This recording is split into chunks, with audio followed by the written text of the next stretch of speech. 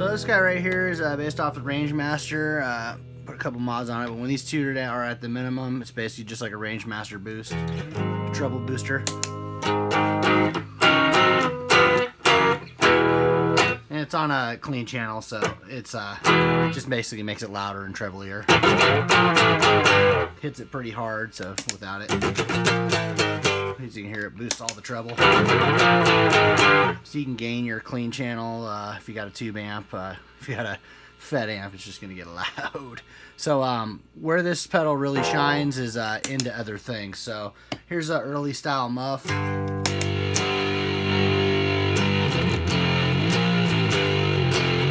So kind of muddy.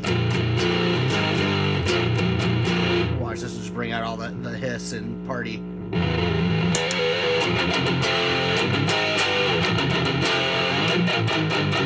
So now it's got some shred to it.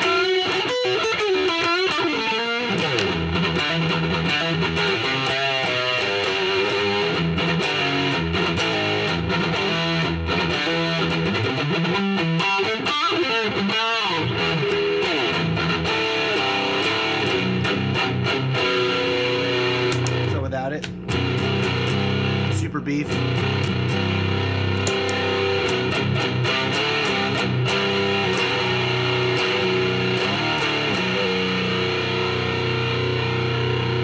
So I added some mods to it. This actually makes it fatter. So here, let me show you without it.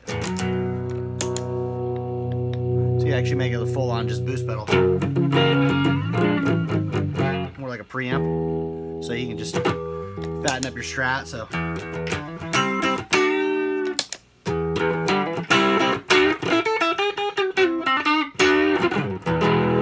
this cuts some highs off it, so you can make it dark.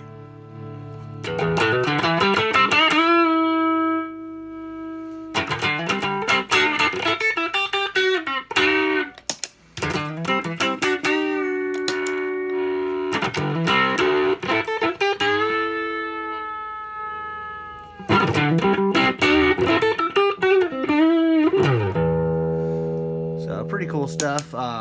So it works as a boost as it is, but it really shines into other pedals. Like here's a tube screamer. Put it on like a lower gain.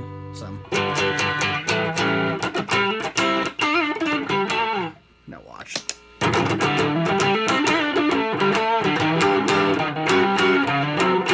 Or you can use it just to boost the treble again.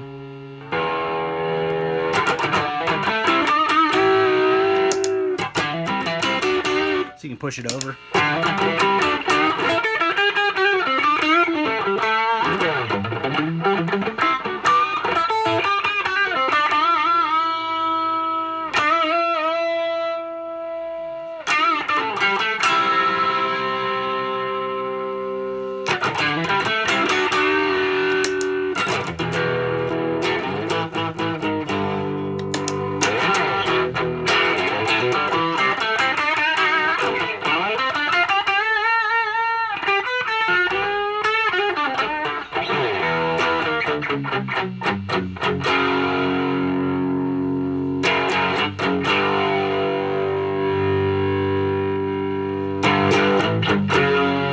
So totally get some fatness out of your screamer.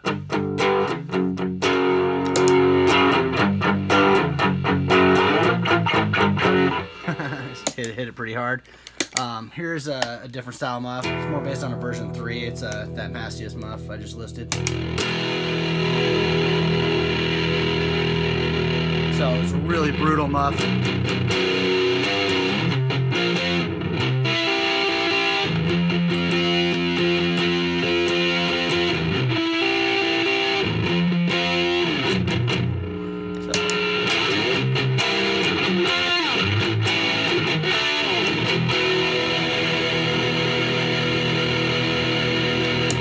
So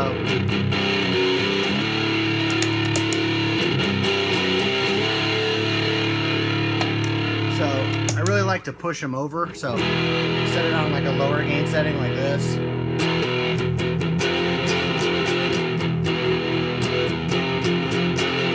And use this to push it over the top.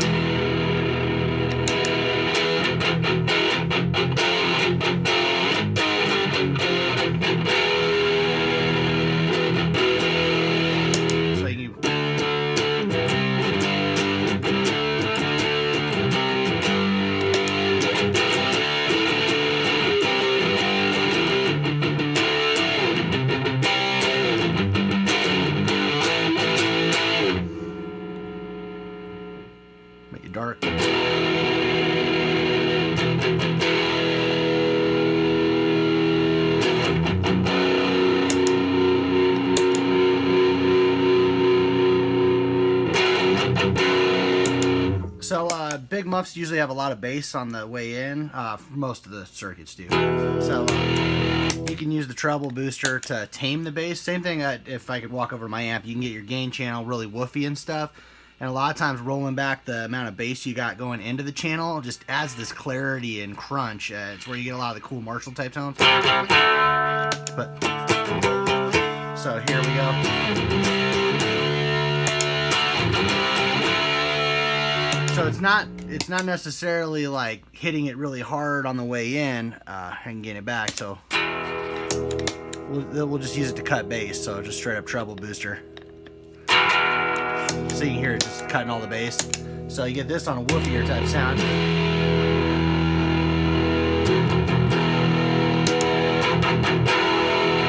It's another one of those tricks. You just kind of cut the bass and you just get a lot of clarity and crunch.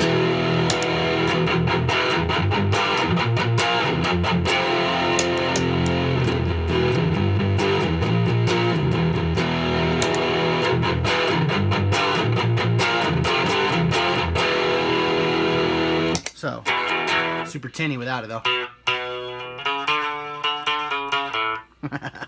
So.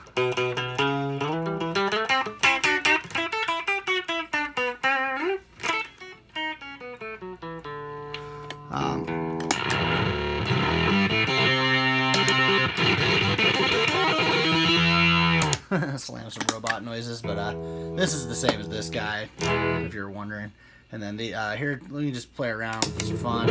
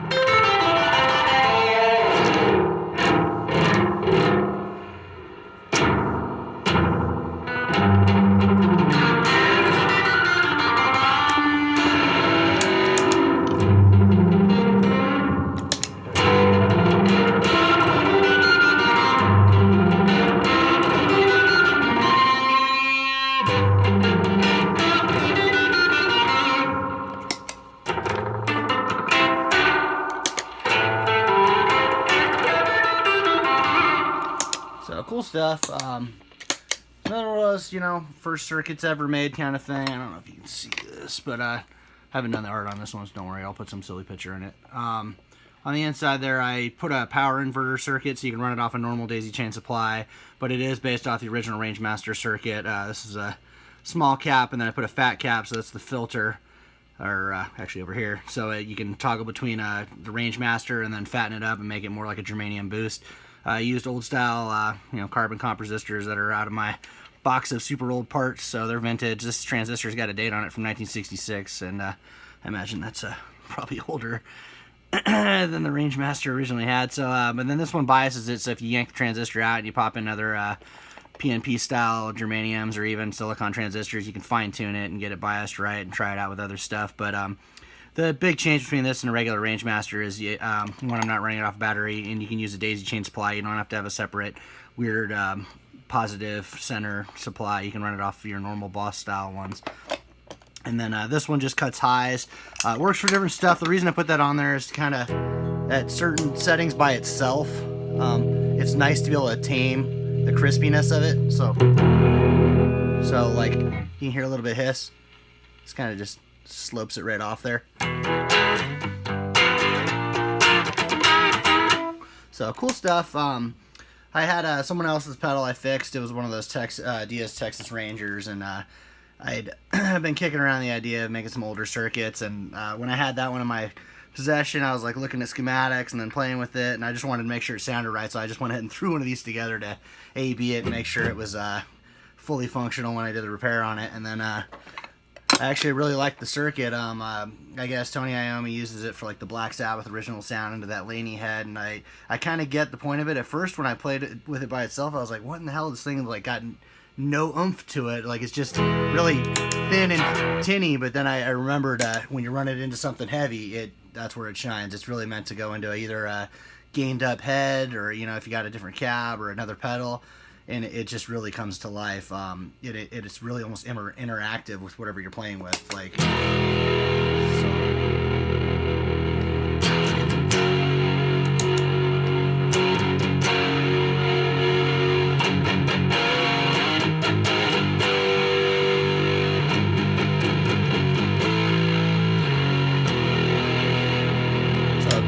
So it's really cool for tone shaping and breathing life. Like I remember the first Big Muff pedal I got. I actually hated it. It was I think it was a version 6, or maybe I'm trying to think when I got it.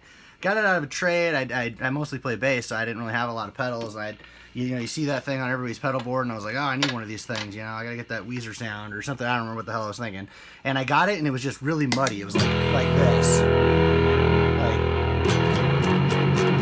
And then I don't know if it's just the one I had was just not a great one, but I couldn't get it to get bright like that. And with bass, it just sounded mud and muddier. But man, if I'd had something like this, I think the thing would have stuck around. It wasn't until I started making circuits and screwing with them that I realized that there's a lot of different versions of the Big Muff. And if you get one and it doesn't work for you, like say you got a Strat or you're a Les Paul player or you're a bass player, try a couple different ones out. Track down some of your friends, see if they got a Ram's head or some of the different ones. Like, they sound nothing alike when you start getting into them and start actually like playing with how they mesh with your amp and stuff like that. So definitely don't give up on pedals. Sometimes you get things and you're like, oh man, this thing sucks, and then later on you'll bust it out and dust it off, and you're like, this thing actually sounds great when you're playing with a band, but by itself it sounds oddly strange. Like there's that Dodge Juicebox pedal. It's like by itself it doesn't sound that great, but for some reason when you start stacking it or you play in a band setting, it just brings out the life in some of your gain channels. But anyways, so that's the Rangemaster-ish type pedal. I don't really have names for what I build. I just kind of base it off different things. Cool little circuit. It's in my reverb shop right now. I'm sure I'll draw some silly picture on the inside like I do with all these. But for some reason I screwed up on that one and didn't draw on it. Anyways, take it easy. Rock on.